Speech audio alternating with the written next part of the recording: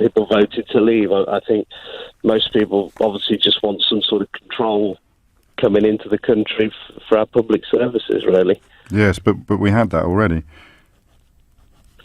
Well, not with freedom of movement. I mean, there's no way you can control that and have there is specific numbers. There is, actually. And how's that done? Well, you read the Citizens' Charter and you learn that in order to move into a member state, you have to demonstrate that you have sufficient material wealth not to become a burden upon the social service providers of that state. And if you haven't found employment after 3 months, you can be required to leave.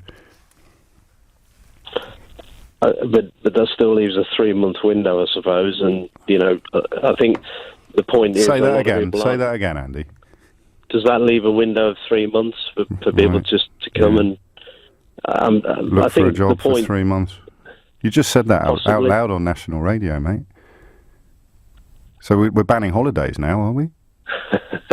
No, I get your point with that. What I'm saying is I think people are just concerned that it doesn't appear that we had any controls. So why are these people in the Channel at the moment risking their lives in dinghies if it's easy just to waltz through the borders, mate?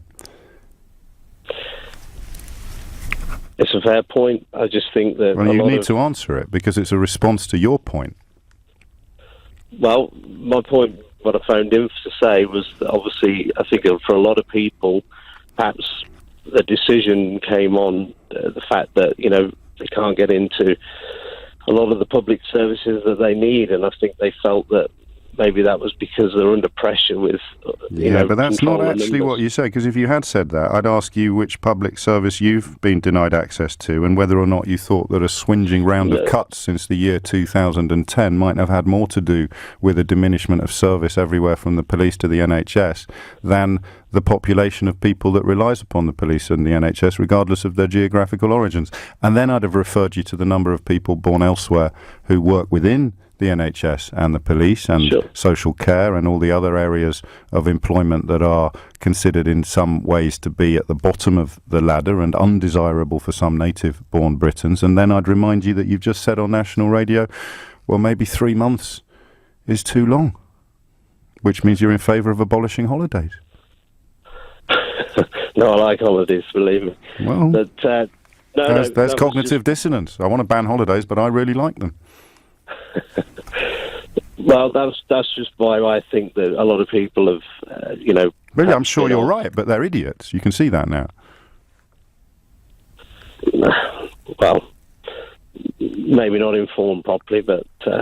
not just not informed properly, because that's forgivable. Then I point out to them that they're not informed properly, and they still argue from a position of ignorance. What choice do we have but to call them idiots, Andy? Well...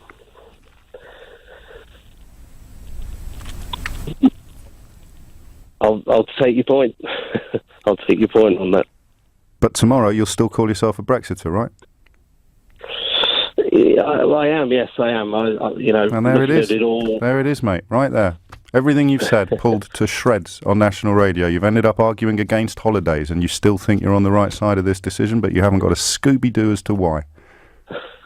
Except, forgive me, mate, but you said it. Too many foreigners. No, I didn't say that. Well, you kind of did. I think I agree with you. People coming into the national, we need. Andy. I'm losing you a bit. Okay, so what is your reason for wanting to leave the European Union if it's not too many foreigners? Bless him.